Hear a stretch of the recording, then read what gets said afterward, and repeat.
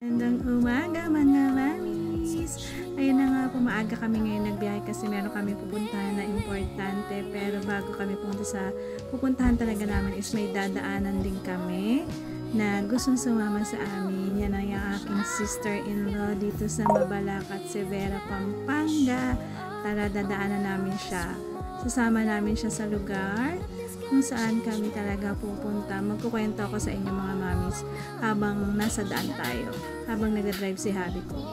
Kaya kami papunta dito sa lugar na to is maraming choices talagang pinagpilian yung anak ko nung mag-enroll siya ng college. Kaya lang, ito talaga yung nagustuhan niya kasi dream university niya raw talaga ito. Kaya pala siguro binibless talaga ni Lord na hindi kami makapagpa-enroll talaga dun sa school na yon.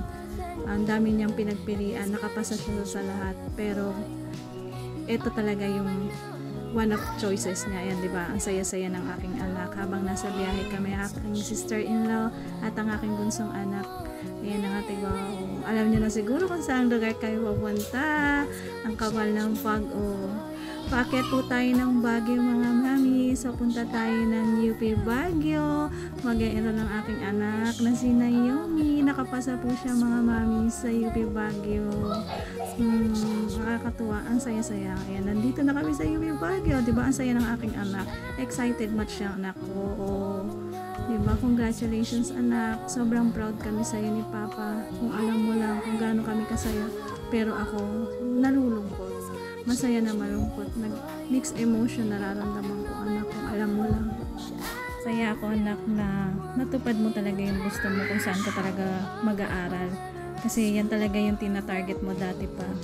And nakuha mo yung course talaga na gusto mong kuhain. Sobrang saya ko para sa'yo anak. Enjoy your stay sa Baguio anak. Mag-aral ka mabuti. Ayan, nakapila na po kami sa registrar para po magpasa ng mga documents na need niya po.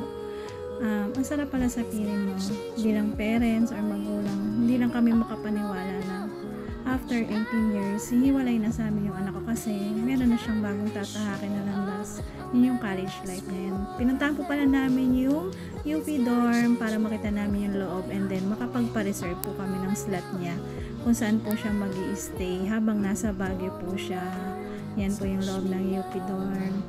Papasok na po kami, i-check namin siya. Kasama namin pa rin namin ang aming sister-in-law, ang tita niya na supportive sa kanya palagi. O, diba, ang saya ng anak ko.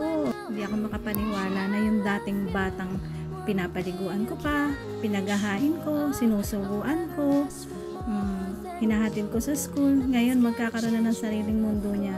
Kakayanin niya raw mag-isa sa Baguio. Kahit wala kami, kahit mamimiss niya raw kami, kakayanin niya raw. Kasi para matuto rin daw siyang magsarili. Diba? Ayan. Anak, mamimiss kita, promise. Wala nang tagaluto si mama pag wala ka sa bahay. Ito pala yung mga kasabihan, mamis, no?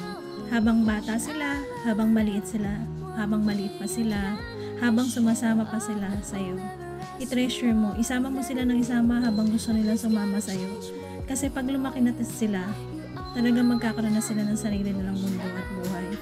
Dati parang na-OA para sa akin yung mga sinasabi ng mga matatanda na ayaw sila sama ng mga anak nila. Pero ngayon ramdam ko siya na totoo pala.